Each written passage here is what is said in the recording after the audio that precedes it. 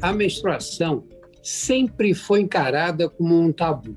É uma coisa curiosa isso, né? Porque metade da população é de mulheres que um dia vão ter esse problema pela frente, a enfrentar os dias de menstruação. E, no entanto, isso é tido como uma coisa muito íntima, que não pode ser comentada, até de mau gosto, uma mulher falar desse tema. Na verdade, as coisas mudaram, hoje as mulheres têm muito mais liberdade e podem discutir os problemas que enfrentam na menstruação com um pouco mais de liberdade. Ainda assim, é um tema muito sensível, muito delicado, que nem sempre é recebido com naturalidade. E é um fenômeno absolutamente natural, faz parte da fisiologia feminina. No entanto, você encontra cada vez mais mulheres hoje que se irritam com o fato de ter que menstruar todos os meses, né? Porque, de fato, nem imagino que seja, mas deve ser muito desagradável você ficar com cólica, irritabilidade, muitas vezes crise de dor de cabeça forte, um inchaço no corpo. Deve ser uma sensação muito desagradável mesmo, né? Nós vamos falar sobre esse tema hoje. Será que as mulheres têm que obrigatoriamente passar por isso? Será que elas não podem suspender as menstruações, especialmente aquelas que têm sintomas muito desagradáveis? No DrauzioCast de hoje, nós vamos conversar com a doutora Larissa Cassiano. Ela é médica, ginecologista, e vamos falar sobre menstruações. Olá, muito obrigada pelo convite. É muito bom poder falar sobre esse tema. Suspender as menstruações causam problemas para a saúde da mulher? Há uma pesquisa conduzida pela FEBRASGO, que é a Federação Brasileira das Associações de Ginecologia e Obstetrícia, em parceria com uma farmacêutica alemã, uma companhia farmacêutica alemã, que mostra que 55% das mulheres que menstruam todos os meses preferiam não passar por esse suplício. Então, a primeira pergunta para você, Larissa, é essa.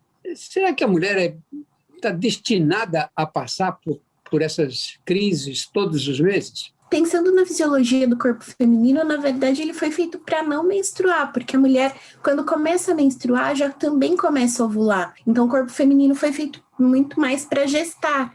E durante a gestação, a mulher não menstrua. Então, a mulher não tem essa necessidade que muitas vezes a gente acredita que vai ser uma limpeza, que o sangue vai trazer algum tipo de restauração, alguma coisa do tipo, porque esse sangue não está ali represado, né? O sangue menstrual, ele é uma descamação da camada interna do útero que é produzida mensalmente quando a mulher ovula e esse óvulo não gera uma gestação. Então, a menstruação é uma consequência de uma não gestação. Se a mulher gestar todos os meses, todos os anos, ela acaba não menstruando, pensando na gestação que dura 10 meses e no pós-parto, ela praticamente não menstruaria por um ano. Então, se a mulher deseja não menstruar, isso é totalmente possível e não vai trazer nenhum malefício, esse sangue não vai ficar ali, então esse medo, às vezes, do sangue que, nossa, mas para onde ele vai, o que vai acontecer? Não, ele não vai ser produzido, ele não vai ser eliminado e tudo bem não menstruar para quem não deseja, para quem tem muito desconforto, cólica, alguma coisa do tipo. Muitas mulheres interpretam a menstruação como a saída de um sangue sujo que está ali represado dentro do útero, né? Exatamente, e as pessoas têm às vezes um medo desse sangue, como se esse sangue fosse contaminado, como se esse sangue trouxesse algum problema de saúde. Na verdade, também a menstruação é um sinal de saúde, ou seja, ciclos regulares, uma menstruação regular demonstra que todo ciclo feminino está acontecendo de maneira adequada. Então, na verdade, é um bom sinal a menstruação que acontece no período correto. E quando você recebe no consultório uma mulher que diz, olha, eu passo mal na menstruação, me sinto muito mal, fico praticamente alijada do trabalho, de qualquer atividade intelectual, eu quero parar de menstruar. O que você diz para ela? Hoje eu tento conversar com ela, explicar as possibilidades que nós temos, porque às vezes o ciclo em si não é o maior problema dela, o maior problema é a cólica, alguns problemas que podem ser contornados com anticoncepcional ou medicamento hormonal, e alguns casos, algumas situações, muitas vezes podem ser contornadas com terapias alternativas também, ou uma medicação específica, porque muitas vezes o problema dela é só a cólica menstrual, e ela não tem desejo de uma medicação hormonal. Então, a gente trata aquela cólica, entra com uma medicação durante esse período do desconforto, mas também, para quem deseja suspender por completo a menstruação, hoje a infinidade de possibilidades que nós temos é absurda. Nós temos muito mais opções. E até mesmo para quem tem um desconforto com o sangue em si, né? O sangue que é desconfortável, hoje também tem coletor, tem absorvente reutilizável, então tem mais opções, calcinha reutilizável, mais opções do que nós tínhamos anteriormente. Muitos dizem, mas suspender a menstruação não é natural. Eu lembro do Dr. Elcimar Coutinho, que era um destacado ginecologista da Bahia, que foi um dos introdutores da pílula anticoncepcional no Brasil, ou pelo menos um dos divulgadores da pílula anticoncepcional. E ele dizia, olha, natural o que era para a espécie humana? Era a mulher menstruar a primeira vez, casavam cedo, já ficavam grávidas e passavam a ter um filho atrás do outro. Então, entre o período de gravidez e o de amamentação, que não acontecia, em que as menstruações não aconteciam, uma mulher, no final da vida, menstruava 40, 50 vezes, enquanto que a mulher atual menstrua de 400 a 500 vezes. Não é? Interromper a menstruação tem alguma repercussão sobre o organismo feminino? A interrupção da menstruação não tem nenhum efeito, nenhum malefício para a mulher, porque a interrupção da gestação, ela bloqueia um ciclo. A menstruação simplesmente não vai acontecer, o sangue não vai ser formado. E é um bloqueio hormonal, a gente vai dar um hormônio que é produzido naturalmente, a gente dá um sintético ou natural, hoje nós temos já hormônios naturais que bloqueiam aquele ciclo, fazem uma pausa e simplesmente ela não vai acontecer, isso não vai trazer nenhum malefício, e isso também não é uma coisa, a pílula não é de depósito, né? Não é uma coisa que a gente vai ter tolerância à pílula, que vai sendo depositado e esse hormônio vai ficando ao longo do tempo e diminuindo o efeito, qualquer coisa do tipo, não, é um bloqueio pontual, a menstruação não acontece, o sangue não é produzido e acabou. Então, não existe malefício em não menstruar. Tá tudo bem, vai suspender ali e quando resolver suspender a medicação, voltar à menstruação, ela vai voltar naturalmente, porque isso não tem um efeito de longo prazo, um efeito de depósito. Vou dar um exemplo prático, Larissa. Uma mulher que faça um tratamento que impeça as menstruações por 5, 6 anos. E depois desse tempo, ela resolve engravidar, por exemplo. Né? Então, ela tem que parar o tratamento que está fazendo. Em quanto tempo as menstruações voltam? Dependendo do método que ela para, ela já pode voltar a menstruar no mês seguinte. Alguns métodos, como pílula, como a injeção trimestral, ou como pílulas que têm uma dosagem um pouco maior, podem demorar um pouco mais. Às vezes, os implantes, esses tipos podem demorar um pouco mais, mas na maioria dos casos ela fez a suspensão do uso, no outro mês ela já volta a ciclar normalmente, ela já pode voltar a menstruar, justamente porque não existe um depósito dessas medicações, são medicações hormonais que têm bloqueios pontuais, suspendeu, geralmente nos ciclos seguintes ela já volta a menstruar e já pode tentar engravidar logo depois. Quando você faz o bloqueio das menstruações, você está induzindo como se fosse uma menopausa transitória. Né? Essa menopausa transitória vem com aqueles sintomas desagradáveis da menopausa verdadeira, calores, depressão, mal-estar físico. Não, os anticoncepcionais mais modernos, a dosagem hormonal que eles têm é muito baixa. Ele cria uma pausa, né? Ele cria uma redução dos picos hormonais de alguns hormônios, mas não leva a esses sintomas de menopausa, fogacho, secura vaginal. Geralmente a gente tem uma queda de alguns hormônios, do estrogênio, que podem levar a um pouco de desconforto gástrico, a um pouco de secura vaginal e às vezes alteração da libido. mas não tão marcado quanto na menopausa e que a gente tem tantos riscos de efeitos colaterais quanto na menopausa. Os riscos tromboembólicos, ou seja, de trombose com os anticoncepcionais, eles existem, mas num número muito menor, e comparado com uma mulher que está gestante a uma mulher que usa anticoncepcional, o risco de trombose, por exemplo, da gestação é muito maior do que do anticoncepcional, porque hoje nós já conseguimos microdoses de anticoncepcionais.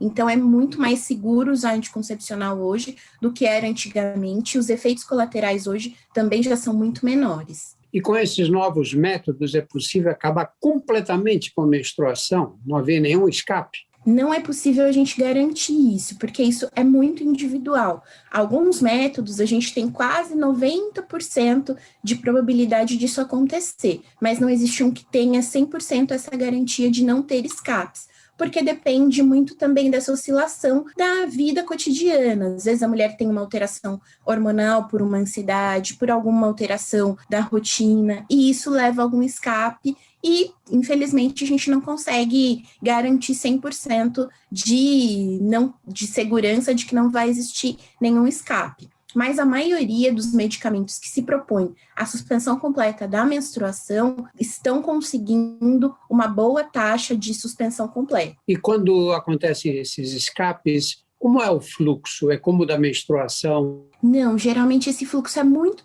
pequeno, parece uma secreção tipo borra de café, não, um conteúdo tipo uma borra de café, dura poucos dias, e muitas vezes com anti-inflamatório, a mulher toma 2 dias de anti-inflamatório e esse escape já é suspenso por completo. Então é bem menor do que uma menstruação, tanto em quantidade quanto em duração. Fala um pouquinho agora das situações clínicas em que a suspensão da menstruação é a melhor conduta. Não pela vontade da mulher, mas porque ela precisa suspender as menstruações. Pacientes que têm endometriose, porque geralmente a menstruação leva a gatilhos de dor, então essas pacientes têm uma boa indicação para a suspensão da menstruação. Paciente que tem miomatose, que tem um sangramento muito intenso e muitas vezes está aguardando cirurgia ou tem alguma programação de algum outro procedimento para retirada desses miomas, muitas vezes o sangramento que ela tem com esse mioma é muito intenso e leva uma anemia. Então, essa mulher tem indicação para suspensão. Mulheres que têm anemia, alguns tipos de anemia que levam a um sangramento muito intenso, e esse sangramento piora essa anemia que ela tem, então ela tem uma indicação. Pacientes que têm uma TPM muito, muito importante, que dificulta a atividade diária, que dificulta a realização de coisas do dia a dia. Isso impede que ela faça as atividades do dia a dia, então ela tem também uma indicação para suspensão. Então, sempre que a gente entender que a menstruação causa um desconforto na qualidade de vida ou na saúde, ela tem uma indicação para suspender a menstruação.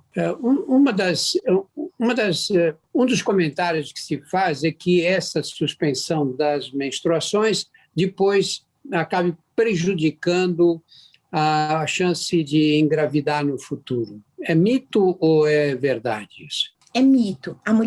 A produção de óvulos da mulher, ela já começa na barriga da mãe dela.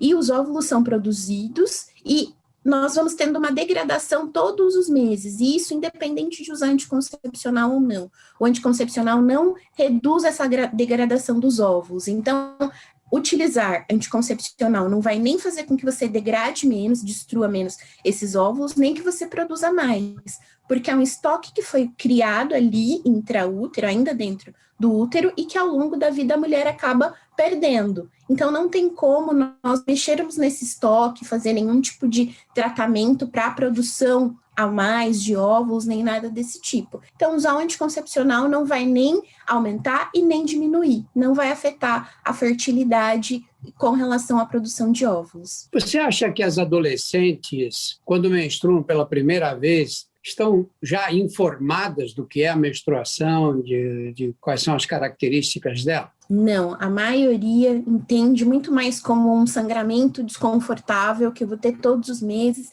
e que eu vou ter que lidar e que eu tenho que esconder e que o absorvente não pode ser visto pelas outras pessoas. Então, a maioria das adolescentes tem muita dificuldade para entender que a menstruação faz parte do ciclo feminino, que é um momento novo para ela, é uma transição, mas que isso não tem que ser algo doloroso, não tem que ser algo assustador, que usar absorvente não é um sinal de impureza, nada disso, absolutamente. É um sinal de que o corpo dela está passando por uma transição, que agora ela tem ciclos, que esses ciclos inicialmente podem ser irregulares, que também para as adolescentes, às vezes isso é um desafio muito grande, lidar com uma menstruação que vem um mês, 2 não vem, 3 vem, e fica aquela coisa totalmente irregular, mas é totalmente uma parte da transição feminina, e que ela vai aprender a conviver e vai conseguir, ali da maneira que for melhor para ela, entender que o corpo dela passou até essa mudança. Que tipo de medicamentos vocês usam para a interrupção das menstruações?